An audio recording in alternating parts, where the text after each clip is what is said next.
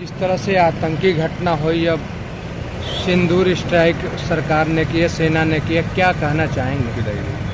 देखिए, हम अपने जो भारतवर्ष है, हमारी सेना ने बहुत बड़ा पराक्रम,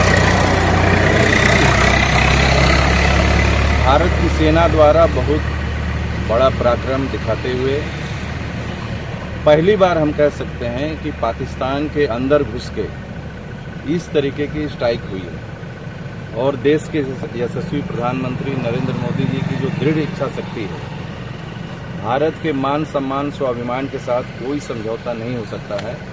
और इसी नीति के तहत आज हमने पाकिस्तान को नेस्तनाबूद करने का काम किया है। अगर अब भी नहीं सुधरता है तो उसके समूल नष्ट का भी काम भारत करेगा।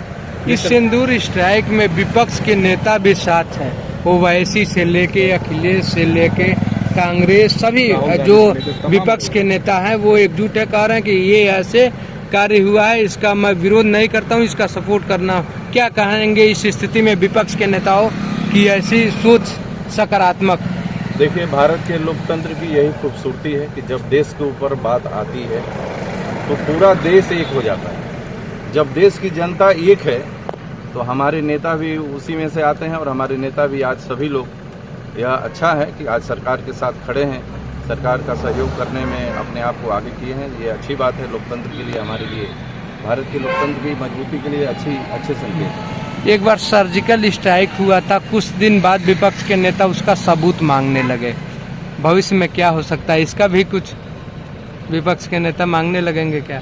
देखिए, इस समय जो भारत में विपक्ष है हमारा, उसको कोई रास्ता नहीं सूझ रहा है कि कैसे अपने आप को मजबूती दे सके।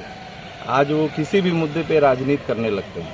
कम से कम देश की सुरक्षा के बारे में अभी जैसे ही हमारी सेना पूरी तैयारी कर रही थी, उस बीच में वो सेना का ही मजाक उड़ा रहे थे कि कितने दिन तक हम इंतजार करें, गलत बात कर रहे थे। लेकिन आज उनको जवाब मिल गया, हमारे विपक्षियों को भी जवाब मिल गया कि हम कोई भी काम, मोदी जी का कोई भी काम पूरी तैयारी से होता है, उसमें कोई कमी न रह जाए, कोई गुंजाइश न रह जाए।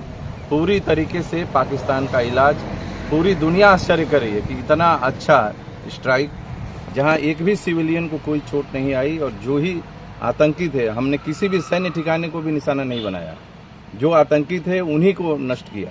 विधायक जी, अंतिम सवाल, जिस तरह से पाकिस्तान विरोधी है भारत का, तो स्ट्राइक करके उसको नेस्तनाबूद किया गया, तो क्या बीजेपी भी स्ट्राइक करेगी कांग्रेस पर, राजनीतिक स्ट्राइक की नेस्तनाबूद हो जाए?